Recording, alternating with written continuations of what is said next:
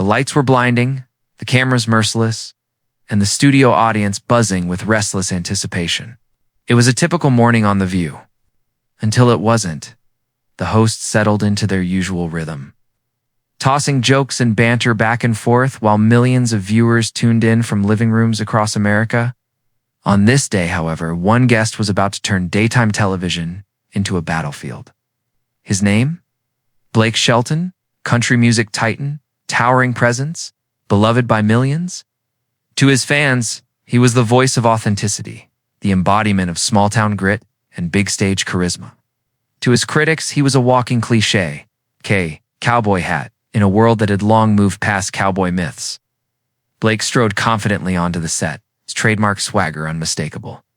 He tipped his hat to the audience, drawing loud cheers and whistles. With that easy Oklahoma charm, he flashed a smile that seemed to disarm everyone in the room. Everyone, that is. Except Joy Behar. She was waiting.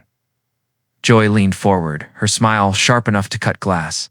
To the untrained eye, it looked like playful banter. But to anyone who knew her style, this was the calm before the storm. She wasn't here to talk about Blake's new album. She wasn't here to flatter a country star. No, Joy had something else in mind. As Blake eased into his chair and began his light-hearted introduction, Joy's opening salvo sliced through the studio air. Well. Look who decided to grace us with his presence. The audience chuckled nervously. Blake kept smiling, but his eyes narrowed just a fraction. He knew this wasn't going to be the friendly chat his PR team promised. Then came the first jab. Joy questioned Blake's comments about small-town values, framing them as a dangerous claim that rural America was somehow more moral or patriotic, more real than the rest of the country. The temperature in the studio shifted. A ripple of unease rolled through the audience. Whoopi Goldberg glanced sideways, already sensing danger. Blake leaned back in his chair, his smile never breaking, but his drawl thicker now, deliberate, steady. Good morning to you too, Joy. Always a pleasure to be here with you lovely ladies. But Joy wasn't laughing. Her jaw tightened. Her eyes locked onto his. She was just getting started. The clash of worlds had begun. Asterisk, the tension was invisible to some, but anyone who had watched The View long enough could feel it crackling through the air. The studio, normally filled with laughter and easy chatter, was holding its collective breath. On one side sat Blake Shelton, smiling with that practiced mix of charm and grit, his cowboy hat tilted just so. On the other side was Joy Behar, eyes narrowed, lips pursed, her voice dripping with challenge before she even spoke her next words. Let's cut through the charm offensive, Blake Joy said, leaning forward like a prosecutor about to cross-examine a witness. Let's talk about your so-called small-town values. You seem to think they make people more moral, more patriotic, more real than the rest of us. Isn't that right? A ripple of discomfort ran through the panel. Whoopi Goldberg tried to step in, her hands raised slightly, voice calm. Joy. Maybe let's ask him about his music first. But Joy didn't flinch. She was locked in, focused. Blake's smile tightened.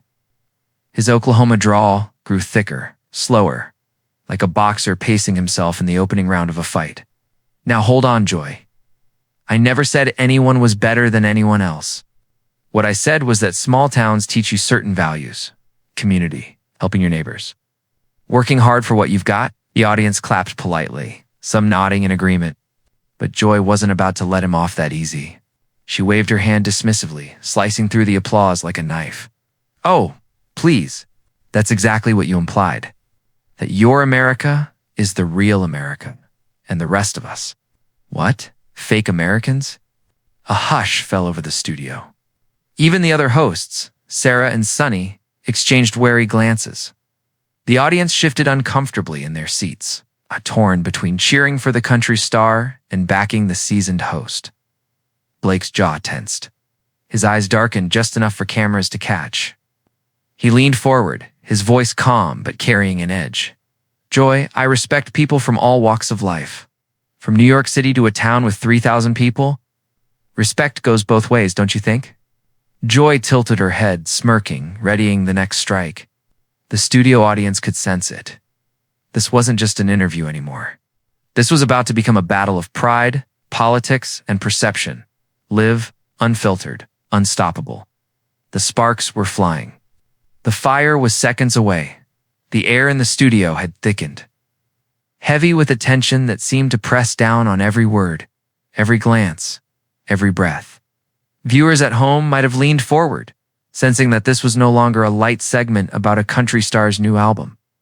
This was something else, something raw, something combustible. Joy Behar's voice cut through the silence like a whip. "You country stars love to paint yourselves as the real Americans," she said, her tone half sneer, half accusation. "And what does that make the rest of us, Blake? Fake Americans? Are we less American because we grew up in cities? Because we don't sing about dirt roads and pickup trucks?" The audience gasped audibly, some even murmuring. Blake's smile faltered at last, replaced by a firm, set jaw. He leaned in slightly, his towering frame exuding quiet defiance. His voice was measured, but the edge was unmistakable. "Joy, you're putting words in my mouth. I never said. I don't claim to be better. I just speak to what I know, the life I lived. Small towns, family, neighbors who show up when you need them. That's not division. That's real." The audience clapped again, louder this time, but Joy's hand shot up like a stop sign. She wasn't backing down. "Oh, come on," she fired back. "You sit up here and sing about the salt of their... While you've been living in Nashville mansions and flying on private jets, you left that life behind a long time ago.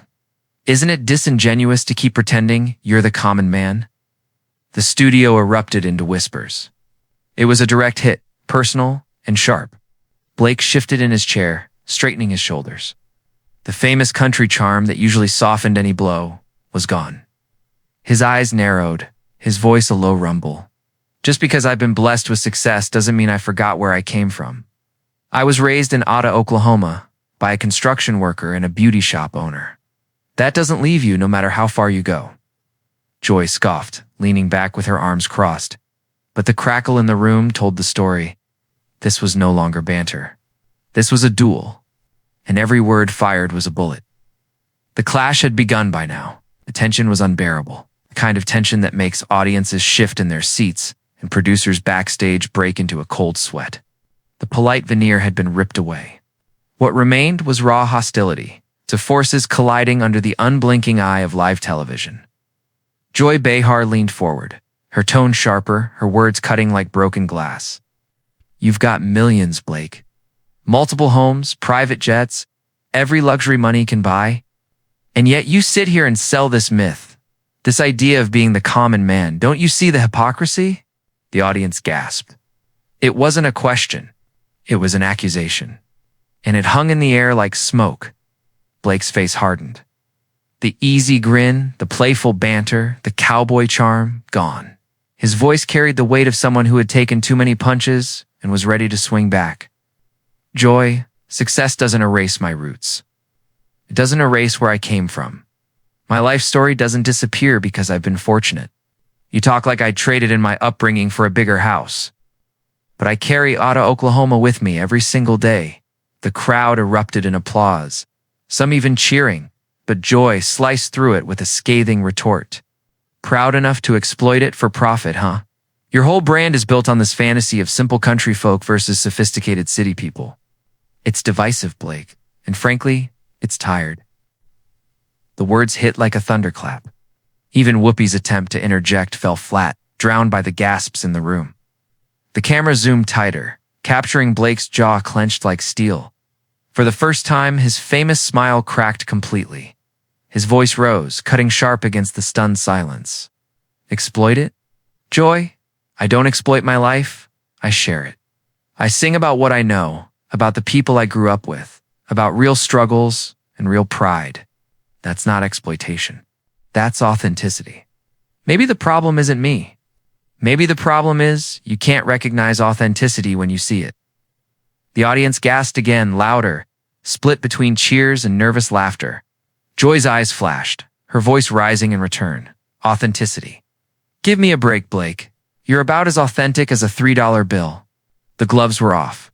The room buzzed with electricity, and for the first time even the hosts looked rattled. This was no longer just an argument. This was a war. The air was electric, charged with the kind of tension that makes even seasoned television crews break into a sweat. Security guards hovered just out of frame. Producers frantically waved for a commercial break, but the cameras kept rolling. This was no longer just television. This was history unfolding in real time. Joy Behar's face burned red, her voice sharp, cracking under the weight of her own fury. "You're a fraud, Blake. A millionaire dressed up as a small-town savior? You sell a fantasy so people won't see the truth, so they won't demand better." The studio audience gasped again, some shouting encouragement, others murmuring uneasily. Half the crowd seemed to side with Joy, half with Blake, but all of them were riveted. Blake rose to his full height now, looming figure in the middle of the chaos. He pulled off his cowboy hat with deliberate precision, holding it in his hand like a soldier readying for his final stand. His voice dropped lower, calmer, but every syllable cut deeper. "You want the truth, Joy? Here it is. Yes, I'm successful. Yes, I live a different life now.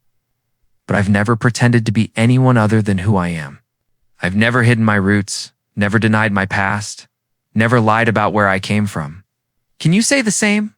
The room fell silent. For the first time, Joy faltered.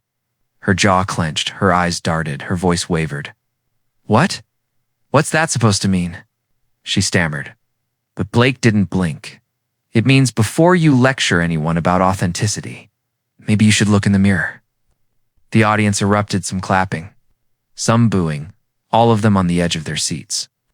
It was the kind of line that instantly felt like it would echo far beyond the studio walls. Joy's composure shattered. She leaned across the table, pointing a trembling finger at him. "How dare you come onto my stage and attack me personally?" Blake placed his hat back on his head, his movements slow, deliberate, final. "Joy, this isn't the Joy Behar show. It's The View. And you don't get to define everyone else's truth." The studio had crossed the breaking point. Whatever came next, there would be no going back. The room was no longer a talk show. It was a powder keg seconds from detonation. The hosts sat frozen, their eyes darting nervously between Joy and Blake. The producers in the control booth barked orders, desperate to cut to commercial, but the cameras never blinked. The nation was watching, and what they saw was chaos. Joy Behar slammed her hand on the table, sound cracking like a gunshot. "You owe it to the American people to stop feeding them lies," she shouted, her voice rising higher than it ever had on the show. "Stop pretending that ignorance is bliss." Blake's face turned to stone. His voice, low and deliberate, carried through the studio like a hammer striking steel. "Ignorance? That's what you think of them? Millions of Americans who love their families, work hard, believe in community, you call them ignorant? That tells me everything I need to know about you." The audience gasped. Some booed. Others roared their approval. The studio floor trembled under the clash of divided voices. Joy's composure unraveled completely. "You can't just walk away when someone challenges your beliefs," she snapped. But Blake was already rising from his chair, towering over the table, his shadow stretching across the set. He adjusted his jacket, pulled down his hat, and fixed Joy with a look so cold it froze her mid-sentence. "Joy, you haven't challenged my beliefs. You've insulted me. You've insulted my fans. And you've insulted millions of people who don't see the world the way you do. That's not a debate. That's mean-spirited." The words hung in the air, heavy, final. And then, without another glance, Blake Shelton turned his back on the panel and began to walk. The sound of his boots echoed against the stage floor. Each step a thunderclap in the silence. Security shifted, but didn't intervene. The audience sat stunned, caught between awe and disbelief. Joy's voice cracked as she shouted after him, "Just walk away, Blake. That's what you do. You run." But Blake never turned back. With one final step, he vanished off stage, leaving Joy standing alone, her face flushed, her hands trembling. The studio audience sat in breathless silence. They had witnessed something unforgettable. A live television implosion destined to echo in headlines, social feeds. In debates across America, The studio remained frozen in stunned silence long after Blake Shelton disappeared backstage. Joy Behar stood rigid behind the desk, her face a cocktail of fury and embarrassment, her hands trembling against the table. The other co-hosts stared into the void, their usual chatter replaced by an uneasy quiet. Producers finally yanked the show into a commercial break, cutting the cameras just seconds too late. The damage was already done. Within minutes, the clip hit social media like a lightning strike. Hashtags erupted. Hashtag Blake vs. Joy. Hashtag The View Meltdown. Hashtag Walk Off TV. Millions replayed the moment again and again, dissecting every glare, every word, every crack in the fragile civility of daytime television. Some hailed Blake Shelton as a hero for standing tall, refusing to let himself be steamrolled by Joy's sharp-tongued assault. Others defended Joy, praising her for calling out what they saw as hypocrisy, insisting she had only spoken the truth. The fallout was immediate. Headlines screamed across news outlets, "Blake Shelton walks off The View in explosive clash." Daytime TV chaos. Shelton versus Behar. Patriotism or performance? For the studio audience who had been there in person, it felt like they'd witnessed history. What began as a routine interview about music had spiraled into a cultural flashpoint. A battle over identity, patriotism, and authenticity, all played out under the unforgiving glare of live TV. And yet, the lingering question wasn't about Joy Behar or even about The View. It was about Blake Shelton himself. Did he walk away because he was cornered? Or did he walk away because he refused to play a rigged game? One thing was certain, this wasn't just another daytime argument. This was a moment that would live in infamy, replayed for years as the day Blake Shelton turned his back on The View and left America divided. Asterisk, what you just witnessed wasn't just another celebrity interview. It was a cultural earthquake. Blake Shelton and Joy Behar didn't just argue. They collided head-on in front of millions, tearing open a debate that goes far beyond country music or daytime television. And now, it's your turn. Was Blake Shelton right to stand up, defend his roots, and walk away when the attacks turned personal? Or was Joy Behar justified in pressing him, calling out what she saw as hypocrisy and challenging the narrative of small-town values? This is where you come in. We want to hear every perspective, every raw thought, every unfiltered opinion. Are you Team Blake standing for authenticity, tradition, and small-town pride? Or are you Team Joy, demanding accountability, honesty, and hard questions no matter how uncomfortable they get? Drop your side in the comments below. Don't hold back. Your voice adds to the conversation that this explosive moment has ignited across America. And if this story shook you, if you found yourself holding your breath, if you couldn't look away, then this is only the beginning. Subscribe now to LumeTalk and join a community where the spotlight never fades, where we dig into the untold, the controversial, and the unforgettable. Hit that subscribe button. Hit the bell. Be here when the next story breaks wide open, because moments like this don't just make headlines. They make history. So tell us now, are you Team Blake or Team Joy? The stage is yours.